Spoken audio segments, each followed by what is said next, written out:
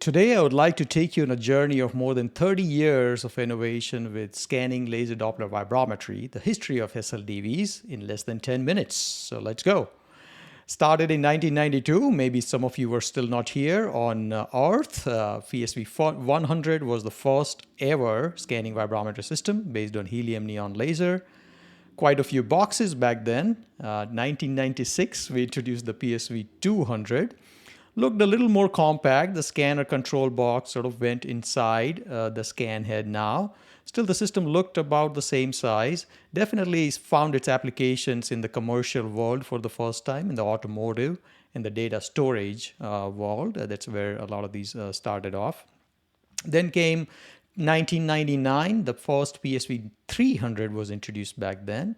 We bumped up the frequency range from 80 kilohertz to 2 megahertz now. Definitely more integrated design, just one cable coming out of the scan head. And we also added a motorized pan tilt head for nice control. 2003 was the introduction of a PSV 400, certainly a milestone in terms of scanning laser Doppler vibrometry. A few upgrades in terms of distance sensor now. There was a built-in time of flight sensor, so you can get your geometry as well. Frequency went up from 2 megahertz to 20 megahertz, so that opened up quite a few applications in the high frequency ranges, ultrasonic imaging to wave propagation studies, defect detection, all that stuff. And now you can also start off with a single point vibrometer and build it all the way to a scanning LDV. In 2002, so between these two boxes here, we introduced the first 3D scanning vibrometer system. So definitely a big one, still based off the PSV 300. We hadn't gotten into the 400, but when we introduced the 400 1D, we also introduced the 400 3D. A few years down the road, we took the 400 and mounted it on a robot. So we started doing a lot of automation, so that sped up the measurement time substantially. It opened up the doors for FE to experimental correlation in a much more efficient manner. So the simulation folks got quite interested and adopted it. It should also be pointed out that this is not just for large structures. It's for any structure that has a complex geometry that you cannot get to from one side. So that was the whole point of the robot-based scanning vibrometry. In 2009, we were still on the PSV 400 sort of version, but we introduced, amongst other things, a couple of big hardware plus software options. The hardware option being an optical derotator for measurements on rotating structures. So if you have something going at a certain RPM and you want to measure as it is rotating, we came up with a solution for that. On the software side, we took the scanning 3D data and introduced a strain processor, so you can get strain measurements with the material properties. You can also get to stress measurements.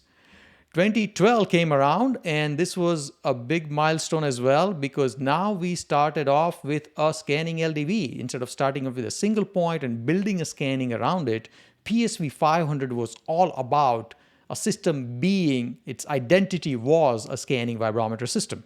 For the first time, we did purely sort of digital demodulation, so we had the absolute best signal to noise ratio.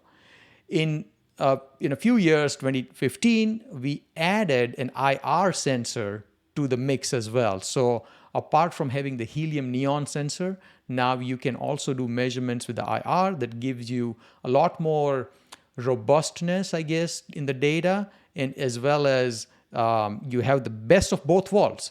So if you need measurements with the absolute best resolution and you have good signal to noise ratio, then you can use the HENI. Or if you need to measure underwater, you would still need a helium neon laser.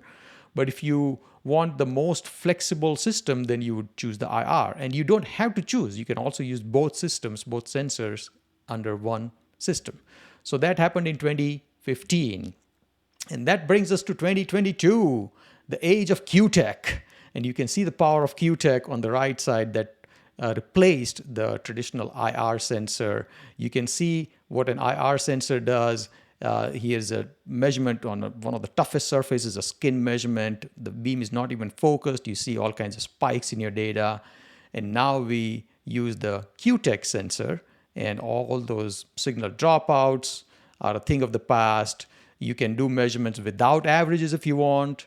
No worries about surface preparation, nothing of the sort.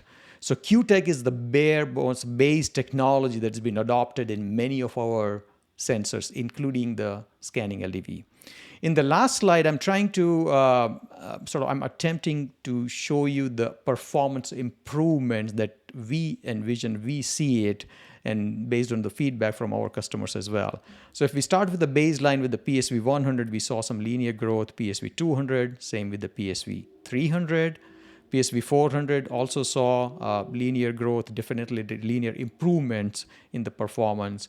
PSV 500 saw a steeper improvement curve for sure because of all the compact design, digital demodulation, smaller design, easy upgradability.